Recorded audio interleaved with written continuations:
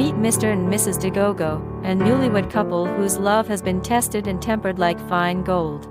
Their story began with a single, unwavering goal: to relocate to a country where they could build a better future for themselves. The first hurdle they faced was the IELTS exam, a requirement for their visa application. With diligent preparation, they sat for the exam and, to their relief, passed with flying colors. However, their visa application was not as straightforward. They applied twice, and then, on the third attempt, their persistence paid off. They received the news they had been waiting for: their visa application had been approved. With their dreams finally within reach, the Dagogos embarked on a new chapter in their lives, one filled with hope, excitement, and a hint of uncertainty. Little did they know, their journey was only just beginning. Mrs. Amy Dagogo had always been proud of her Nigerian heritage and the values she was raised with. When she moved to Canada with her husband and 2 children, she was determined to raise them with the same values and discipline she had grown up with. However, she quickly realized that things were not as simple as she had thought. In Nigeria, corporal punishment was a common practice, and Mrs. Dagogo had grown up with it. However, in Canada, corporal punishment was frowned upon, and Mrs. Dagogo struggled to find alternative ways to discipline her children. Decades of hard work and determination paid off for Mr. and Mrs. Dagogo. From humble beginnings, they tirelessly pursued their dreams, supporting each other every step of the way.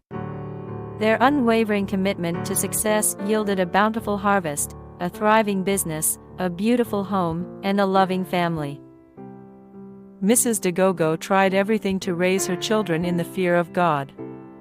She took them to church every Sunday, enrolled them in Bible study classes, and even hired a tutor to teach them Nigerian languages and culture. However, despite her best efforts, she began to notice that her children were being influenced by the liberal Canadian culture.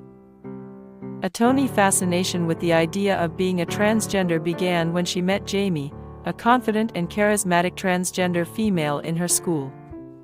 Jamie, who had transitioned a year ago, was open about her journey and shared her experiences with Atoni. As they spent more time together, Atoni found herself drawn to Jamie's courage and self-assurance. Jamie's stories about feeling trapped in the wrong body resonated with Atoni, who had always felt like she didn't quite fit into traditional gender roles. Jamie's influence sparked a curiosity in Atoni, leading her to explore her own identity and question her feelings about her own gender. Her children would come home from school talking about things like LGBTQ+ rights and gender equality. Mrs. Dagogo was shocked and worried that her children were being indoctrinated with values that went against her Christian beliefs. One day, Mrs. Dagogo's worst fears were confirmed. Her 17-year-old daughter, Atoni, came to her and announced that she was transgender. Mrs. Dagogo was devastated. She had always known that Atoni was a bit different, but she had never expected this. Mrs. Dagogo felt like she had failed as a parent. She wondered if she had been too lenient, too permissive. She regretted not being stricter, not being more insistent on her Christian values. Mrs. Dagogo's expression turned worried as she recounted the conversation she had with her daughter to her husband. "She told me she's been feeling like she's meant to be a boy, not a girl," she said, her voice laced with concern. "She said she's been feeling this way for a while now, but was too afraid to tell us." Mr. Dagogo's face was thoughtful as he listened to his wife. When she finished speaking, he took a deep breath and said, "We need to handle this situation with care. We can't just dismiss her feelings or try to change her mind." Mrs. Dagogo nodded in agreement. "I know. I've been doing some research, and it seems like the best approach is to be supportive and understanding. We need to create a safe space for her to express herself." Mr. Dagogo nodded. "I agree. But we also need to consider seeking professional help. We can't do this alone." Together, the couple began to brainstorm ways to support their daughter, including seeking out therapists and support groups specializing in transgender youth. They knew it wouldn't be easy, but they were determined to be there for their child every step of the way. Years went by, and Atoni transitioned into a young man named Ibiwari. Mrs. Dagogo struggled to come to terms with her child's new identity, but she eventually realized that her love for Ibiwari was unconditional. Ibiwari, sensing his mother's genuine effort to understand and accept him, began to open up to her. The Dagogo's family had always made it a point to visit Nigeria for Christmas. This year was no exception. As they arrived in their hometown, they were greeted with warm smiles and open arms.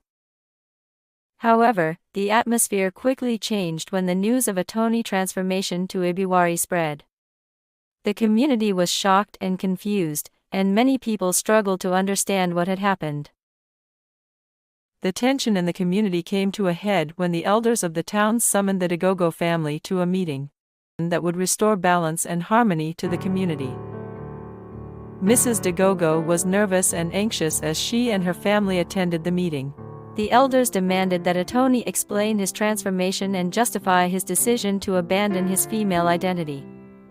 Ibiwari stood firm, explaining that his transformation was a personal choice and that he was happy and fulfilled as a man. The elders were unmoved, calling Ibiwari's transformation a disgrace and a betrayal of Igbani traditions. They demanded the Dagogo family take Ibiwari to a traditional healer to cure his condition. In the end, the family decided to stand by Ibiwari and support his decision. They explained to the elders that they loved and accepted Ibiwari for who he was, and that they would not force him to undergo any treatment that would compromise his identity. The elders were disappointed, but they eventually accepted the Dagogo's family's decision. Despite his best efforts, Ibiwari couldn't seem to find a suitor. Women would initially be attracted to him, but as soon as they found out he was a transgender, they would reject him. Ibiwari was heartbroken. He had never felt so alone and isolated. Ibiwari lay motionless on the hospital bed, his face pale and clammy. His mother sat beside him, worry etched on her face. The doctor's words hung in the air like a dark cloud. Ibiwari had complications from the hormone therapy. His body's not responding well to the medications. Mrs. Dagogo's eyes brimmed with tears as she clutched Ibiwari's hand. She felt a wave of fear wash over her, thinking about all the what-ifs. She whispered softly to her child, "My daughter Atoni, please hold on. I'm here for you." One day, Ibiwari realized that he needed to make a change. He couldn't continue living a life that was not truly his own. He began to question his decision to transition and wondered if he had made a mistake. After much prayer and reflection, Ibiwari made the difficult decision to revert to his feminine qualities. He knew it wouldn't be easy, but he felt it was the right thing to do. Ibiwari began to repent and seek forgiveness from God.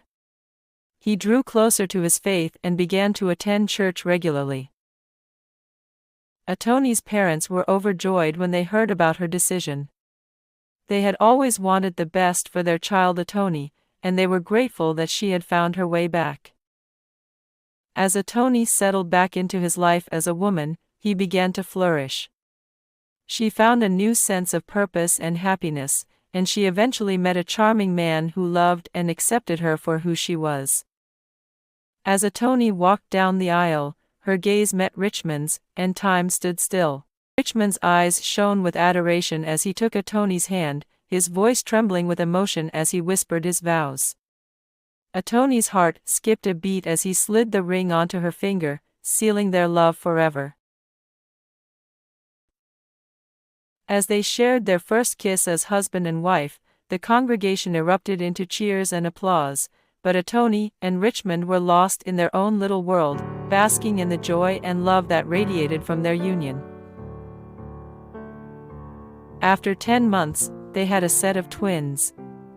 Atoni's parents were thrilled to become grandparents, and the family was finally whole again. Morale of the story. The story of Atoni teaches us that sometimes, we may think we have found the right path, but it may lead us astray. It is never too late to make a change and seek forgiveness. Ultimately, the story shows us that with faith, love, and support, we can overcome even the most difficult challenges and find happiness and fulfillment. Thanks for watching.